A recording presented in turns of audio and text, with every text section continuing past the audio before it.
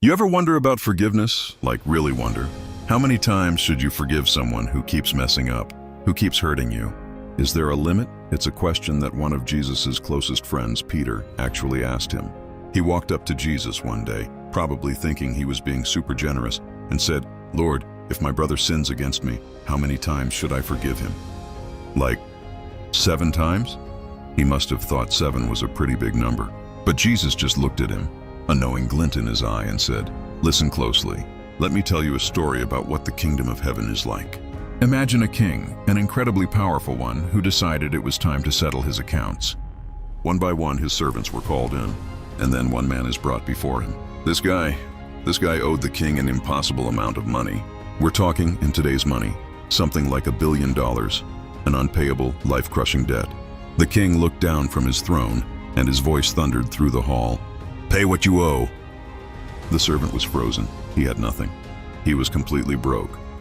So the king delivered the sentence, 'You, your wife, your children, and everything you own will be sold to repay your debt.' The man's world collapsed. He fell flat on his face, his voice cracking with desperation as he pleaded, 'Have mercy on me. Please, just give me more time. I'll pay it all back, I promise.' He knew he couldn't, but what else could he say? And then something amazing happened. The king, looking at this pathetic, broken man on the floor, felt his heart stir. Not with anger, but with compassion. He looked past the billion-dollar debt and saw a human being in despair. And the king said, 'Stand up. You're forgiven. Your debt is erased.'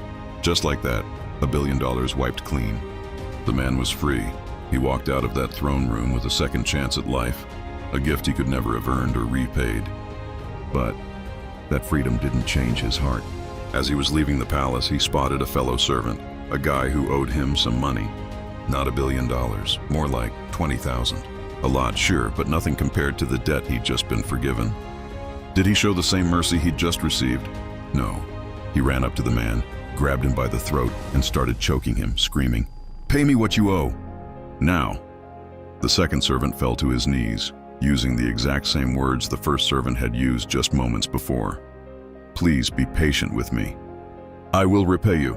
But the first servant's heart was a stone. He refused. He had his fellow servant thrown into a debtor's prison to rot there until he could pay back every last cent. Other servants saw this happen. They were horrified. They couldn't believe the hypocrisy, the cruelty, and they went straight back to the king to tell him everything. Music swelled slightly. The king called the first servant back, and this time there was no compassion in his eyes. 'Only righteous fury, you wicked servant,' he began. 'I forgave you that entire massive debt because you begged me to. Shouldn't you have had mercy on your fellow servant, just as I had on you?' And the king, full of anger, handed the unforgiving servant over to be punished until he could pay back all that he owed. An impossible task. He had been given immeasurable grace, and because he refused to give even a fraction of it to someone else, he lost everything. So when Peter asked, 'Should I forgive 7 times?' Jesus was telling him this story to say, your forgiveness shouldn't have a number. It should be a reflection of the incredible, immeasurable forgiveness you've been given. It's not about keeping score. It's about letting the grace you've received flow through you to others.